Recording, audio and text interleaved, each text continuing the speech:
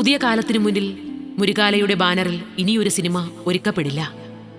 എല്ലാ കാലത്തിനും വേണ്ടി ത്യാഗരാജൻ കുറേ സിനിമകൾ സമർപ്പിച്ചു കഴിഞ്ഞു. സിനിമാ വ്യവസായത്തിന് മുതൽ മുടക്കാൻ ഇന്നിദ്ദേഹം അശക്തനാണ്.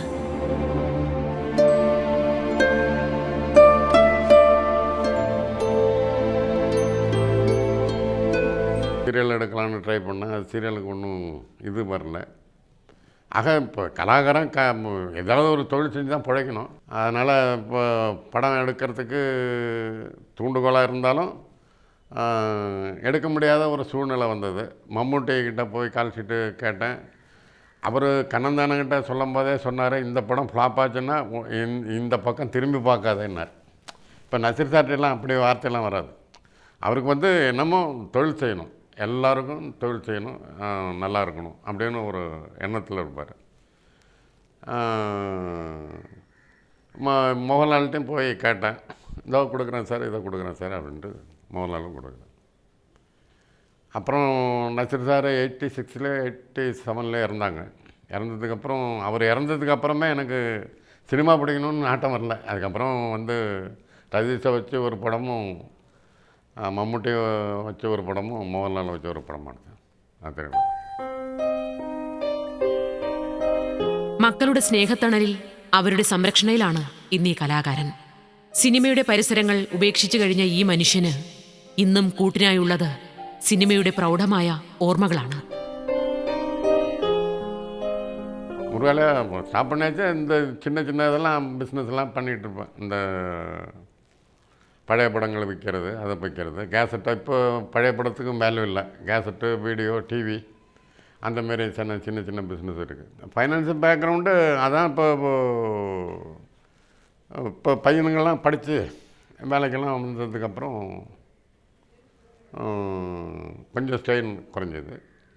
படிக்க வைக்கிறவரையும் கொஞ்சம் ஸ்ட்ரெயின் இருந்தது. படித்ததுக்கப்புறம் கொஞ்சம் நல்லா வந்தாச்சு. வேலையும் நல்லா படியாக இருந்தது. நல்லா வீடு, இது பெரியவன் வாங்கின வீடு. சின்னவனுக்கு ஒரு வீடு அங்கே இருக்குது. அந்த சின்னவன் யூஎஸில் இருக்கான். സിനിമയിൽ നേടിയവരും നഷ്ടപ്പെട്ടവരുമായി നിർമ്മാതാക്കൾ പലരുമുണ്ടിവിടെ. സിനിമയിൽ നിന്നും നേടിയത് സിനിമയിൽ തന്നെ നഷ്ടപ്പെട്ട ആളാണ് ത്യാഗരാജൻ. സാമ്പത്തിക ബാധ്യതകൾ ഉണ്ടായപ്പോൾ ഇദ്ദേഹം ഒരു ഒളിച്ചോട്ടത്തിന് തയ്യാറായില്ല. പാപ്പർ സൂട്ടിന് ഒരു കോടതിയെയും സമീപിക്കാതെ സ്വന്തം കിടപ്പാടം പോലും വിറ്റ് കടങ്ങൾ തീർക്കുകയായിരുന്നു. அதாவது நான் சினிமா இப்படித்தான் செய்யணும் அப்படின்னு ஒரு பிரின்சிபல் இருக்குங்க. எப்படி வேணாலும் செய்யலாம்னு ஒரு பிரின்சிபல் இருக்குங்க. நான் இப்படி தான் செய்யணும்னு அந்த சினிமாவில் ஏன்னா சினிமாவில் தான் ஒவ்வொரு செங்கல்லாம் வாங்கி வச்சு வீடு கட்டினேன். அந்த வீடு சினிமாவில் நமக்கு ஃபைனான்ஸரை ஏமாற்றக்கூடாது. ஃபைனான்ஸ் பண்ணுறவன் யாரோ செட்டியாரோ, ஒரு ரெட்டியாரோ, ஒரு மார்வாடியோ இருக்கலாம். மார்வாடிங்களுக்கெல்லாம் நம்ம பணம் கொண்டு போய் திரும்பி கொடுக்கணும்ல. அடிபட்டு போச்சுன்ட்டு நம்ம வேதனைப்பட்டுக்கிட்டு உடனே கோர்ட்டில் போய் ஒரு ஐபி இதை ஃபார்ம் பண்ணிவிட்டு ஐபி கொண்டு வந்து கொடுக்குறது நல்லா இருக்காது. அதனால் அது நம்ம ஒரு 12 ரூபா 15 ரூபாய்க்கு போச்சு. அந்த வீடு அப்போ கொடுத்துட்டு அப்போவே 12 லட்ச ரூபாய்க்கு போகுதுங்க. அப்போ அதை விற்றுட்டு கடன்லாம் தீர்த்துட்டு இருந்தேன். இனி சினிமா செய்யலாம். இப்போ வயசாச்சு. ரெண்டாவது இப்போ மம்முட்டி பின்னாலேயும் மோகன்லால் பின்னாலேயும் போயிட்டு இப்போ கமல் நமக்கு ஆனர் 40 டைலாக் எழுதினார். கமல் டைரக்டர் இருக்கார்ல, நம்ம கமல், அவர் டைலாக்லாம் எழுதினார். கமல்கிட்ட போய் கேட்டேன், எடுப்போம் சார்னாரு. அப்படியே விட்டாச்சு. அப்புறம் ட்ரை பண்ணும்போது சமயம் நல்லா இருந்தாக்கா எல்லோரும் கூடி வருவாங்க. சமயம் நல்லா இல்லைன்னா யாரும் கூட மாட்டாங்க. நல்ல காரியங்கள்லாம் செஞ்சுருக்கிறேன்.